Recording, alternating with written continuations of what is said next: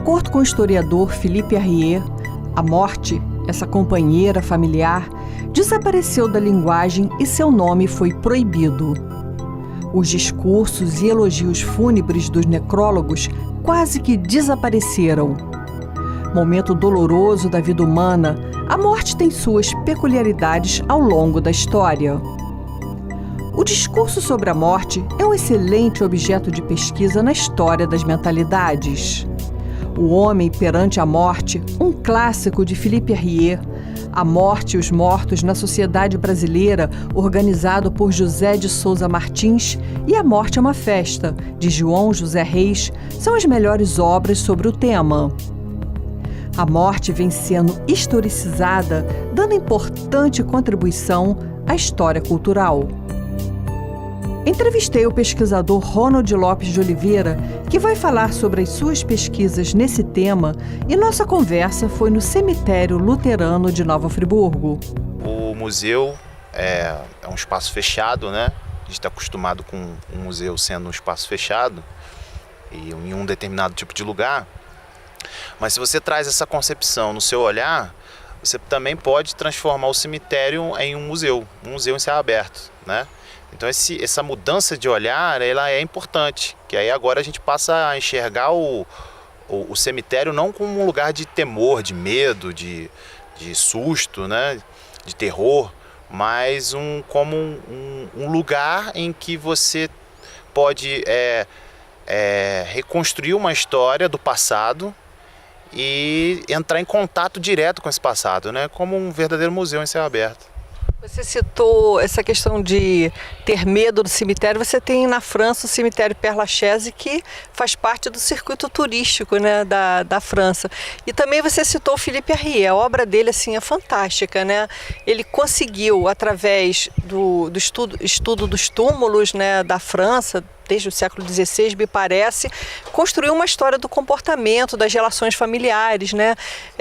Com relação, eu me lembro assim do livro dele, quando ele fala que a criança, quando nascia muito nova, ela nem tinha lugar ao túmulo, né, da família. Por quê? Porque as pessoas já estavam habituadas com a morte de uma criança numa tenra idade, ainda não tinha se estabelecido uma relação muito próxima. Enfim, essa questão da morte, ela revela uma situação de relacionamento mesmo da própria sociedade, né? E esse livro dele é fantástico, né?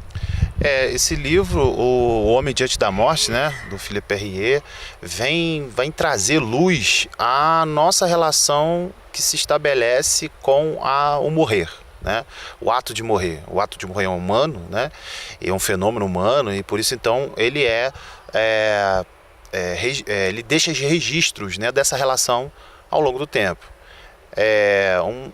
Uma das características mais importantes que o Philippe Arrier vai trazer para a gente é como a gente foi mudando a nossa relação com o cemitério e a morte, ao ponto da gente, como a gente vive hoje numa sociedade que a morte já não é tão, ela não é encarada de uma maneira tão próxima como no passado, porque no passado a morte, o morrer, ela era encarada de uma maneira mais próxima, mais íntima, mais ritualizada, né? Mais litúrgica, até porque ela era ritualizada, era intermediada pela igreja. Hoje a gente não tem muito essa intimidade com a morte, né? A gente foi, de alguma maneira, como diz o Philippe Arrier, foi distanciado dessa morte, né? Até mesmo porque as políticas higienistas, o fato da gente querer viver eternamente, o fato de que a imagem da morte é um horror, porque a gente queria saborear mais ainda a vida e aproveitando os privilégios que ela nos dá, né? Esse anseio de eternidade que acompanha a gente aí, a humanidade, desde que a humanidade é a humanidade, ela se coloca com mais vigor durante o século XX, né? E como a gente vive numa sociedade hoje que todo mundo tem uma uma revigoração da estética, como por exemplo a colocação de botox, o rejuvenescimento. As pessoas elas buscam uma jovialidade, né, maior. A gente percebe que o idoso, o adulto e o adolescente parece que são homogeneizados na sua idade estética, né? Essa busca desenfreada pelo rejuvenescimento, pela jovialidade, contribui para o distanciamento da morte, né? E isso tem várias consequências que o Philippe Verrier está tratando no livro, um né? desdobramento que é realmente interessante, né?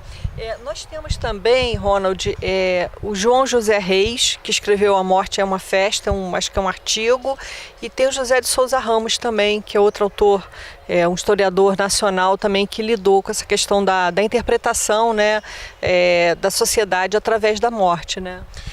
O João José Reis, ele tem um clássico dos clássicos da morte, né?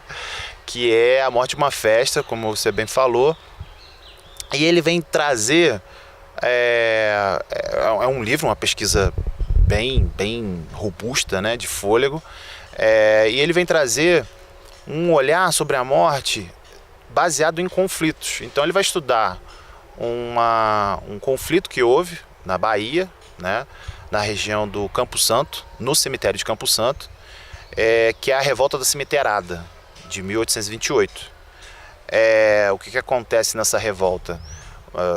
Por inúmeros processos, o Estado Imperial ele acaba vendendo um terreno para construir o primeiro cemitério, porque até então as pessoas eram enterradas nas igrejas, né? Isso era um costume fúnebre. Isso era um hábito das pessoas enterrarem seus entes queridos dentro das igrejas, né? E aí vai se construir então o primeiro cemitério, só que isso intermediado pelo Estado e, digamos assim, pelas empreiteiras da época, né? Para um jogo político que convergiu interesses comuns para construir esse cemitério. O fato é que após a construção desse cemitério, 2 dias depois, a população ela se ajunta, se coloca num motim, né? Tanto pessoas pobres como pessoas ricas também vão se amotinar, vão se juntar para destruir esse cemitério. Então eles vão invadir esse cemitério, até há policiais que participam dessa revolta, né? Eles vão se juntar, vão entrar dentro do cemitério, vão destruir o cemitério todo e vão embora.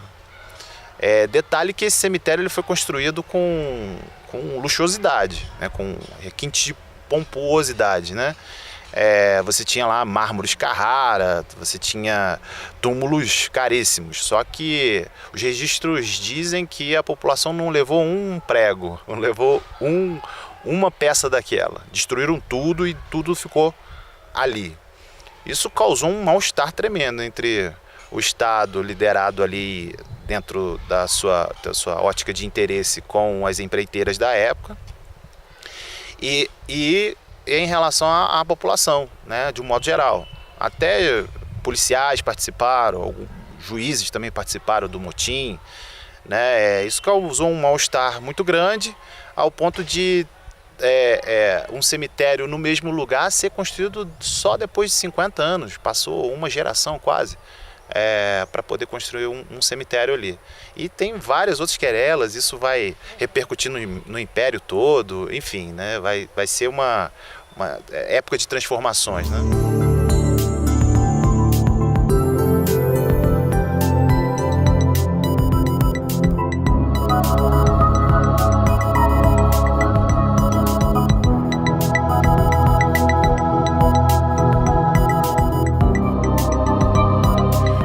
Ronald, nós temos uma fotografia, a única aqui de Friburgo até agora, né, de uma pessoa falecida que foi fotografada.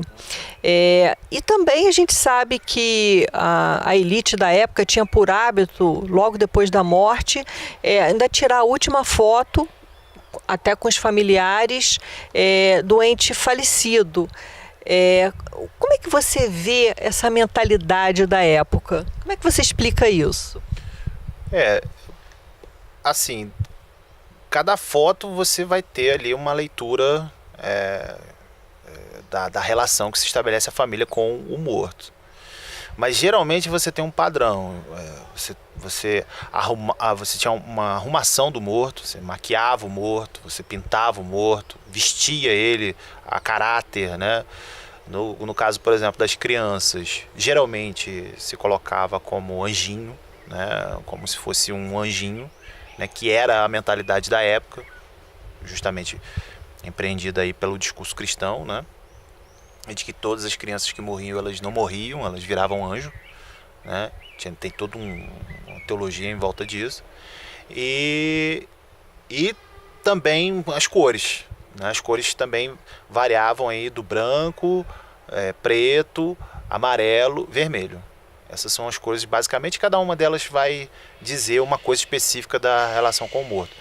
Mas a fotografia ela é interessante, que eu vejo da seguinte maneira: a fotografia de mortos, ela é uma espécie de, do ponto de vista histórico, é uma espécie de último suspiro da relação íntima que as pessoas tinham com seus entes queridos quando morriam.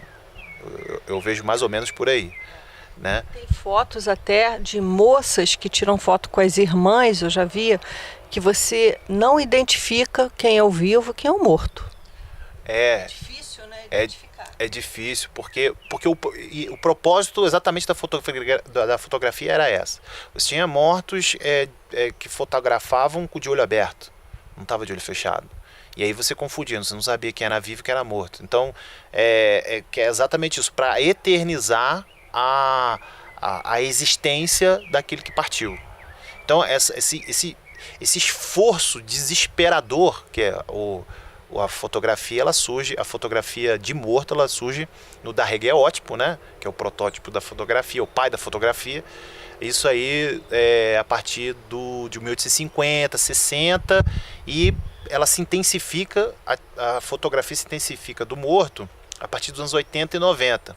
É exatamente no contexto em que você tem uma disputa acirradíssima da Igreja Católica com o Estado Imperial, da Igreja, da religião com a ciência, né? E aí a ciência eu venho trazendo também, quando eu digo ciência, eu venho trazendo as ideias liberais, a maçonaria, o protestantismo, e quando eu digo religião, eu venho falando as ideias conservadoras, o catolicismo, né? Toda a ideia escatológica, católica, né? Que intermediava as relações entre os homens, né? E então a fotografia do morto eu vejo exatamente assim. É uma tentativa desesperadora de tentar segurar o máximo possível a relação íntima que se tinha entre os vivos e os mortos, né? Mediante esse contexto.